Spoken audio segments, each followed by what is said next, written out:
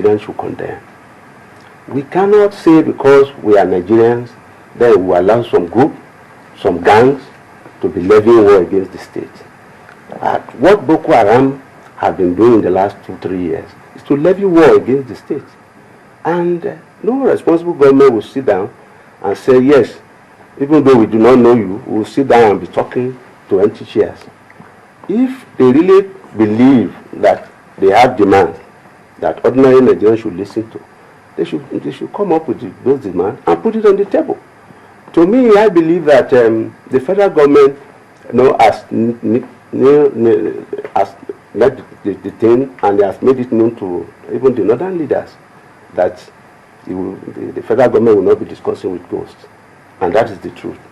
The reason being that those who we felt ordinarily should come or speak against Boko Haram insurgents have not done so. The northern leaders, they are the victims. The children in the north are the victims. Women, innocent people in the north are victims. Yet, if you look at the trend, northern leaders have not been, they have not forthcoming with ideas by which we can solve the problem. So it is unfortunate that some leaders are now calling for amnesty or pardon for people we do not know.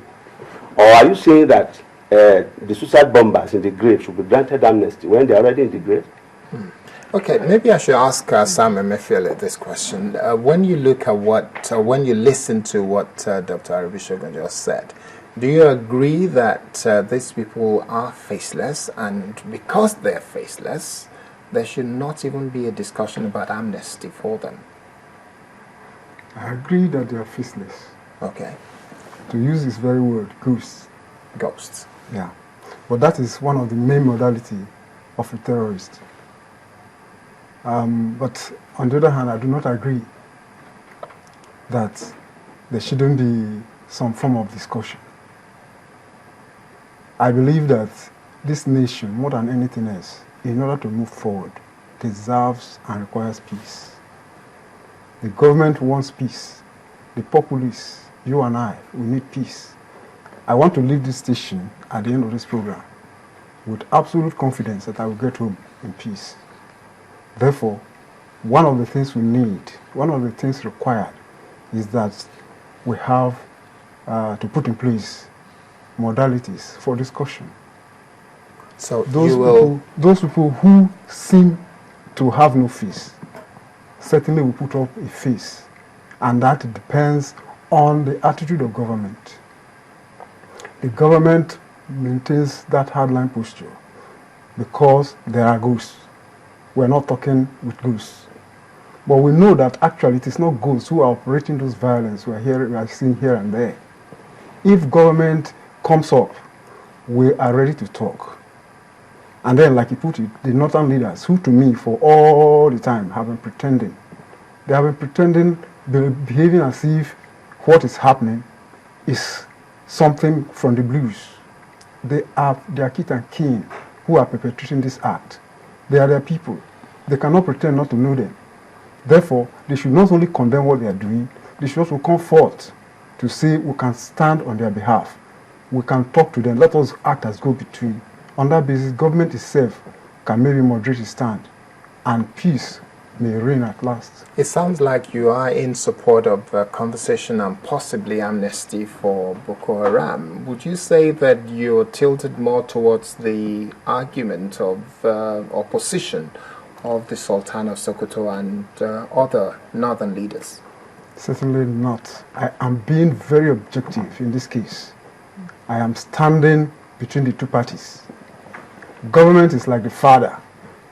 The father at home chides his own errant son with one hand, and with the other draw him back to yourself. The people who are misbehaving, the terrorists who are misbehaving, they are like the children to the government. If you want them to stop, you call them. Probably they need to be enlightened, to be educated. Like you said, they have certain claims. They have certain agenda. Probably when you sit down with them, you can enlighten them. For instance, the issue of Nigeria being a secular state. Some individuals do not know what that means. It has never occurred to them that there are other forms of religion that should coexist with them. When you sit down, you let them know the practicality of I mean, the impracticality of what they're asking for. If you are asking for your Nigeria of today to simply be Islamic, you let them know it's absolutely impossible. Well, how do you let them know? When you said you agree that they are faceless, so how do you how do you call faceless people? How do you get I just said that the attitude of government has to be softened.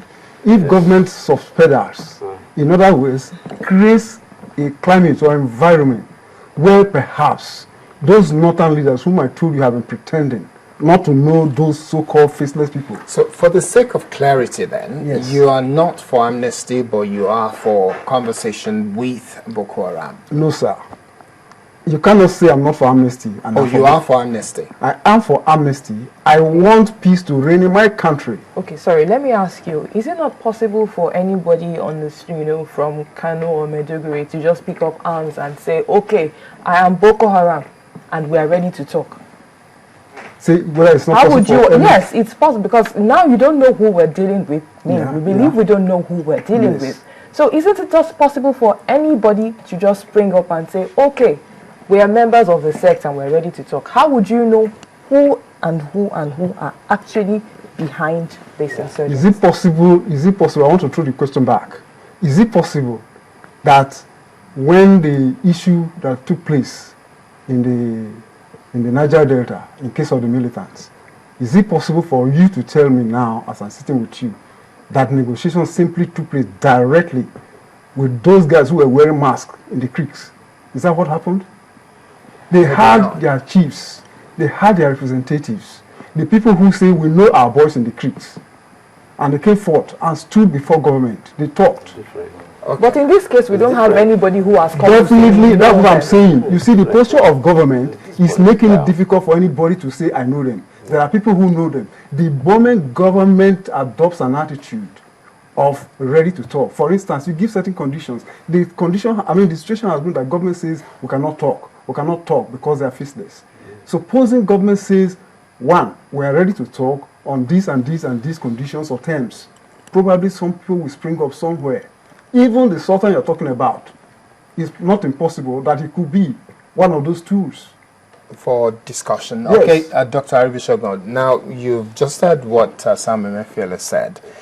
When you look at the fact that even the current president of the Federal Republic of Nigeria did say, and these are his words, that we know them, that there are some of them in my government, he said. He's been quoted as having said that. How can we possibly say that we don't know them if the president at one time or the other stated that their sponsors are in his government?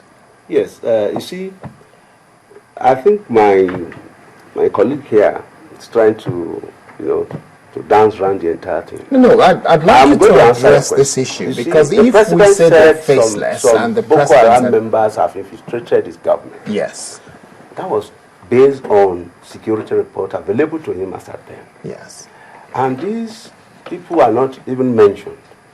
If you remember, their names were not even mentioned.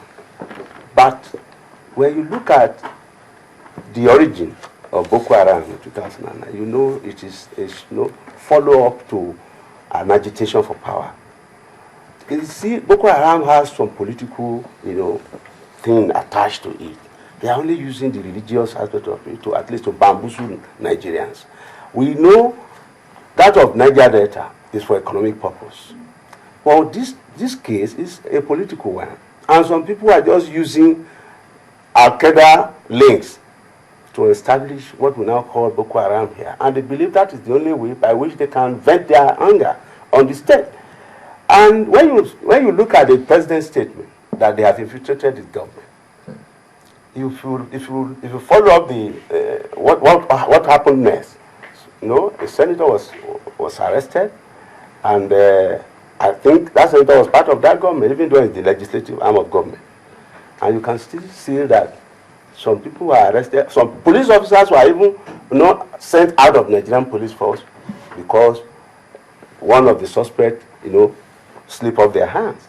So you could see that statement as at that time, it was justified because there were reports that some elements within the security apparatus was also working in tandem with these people. That is that. But when you really would want to go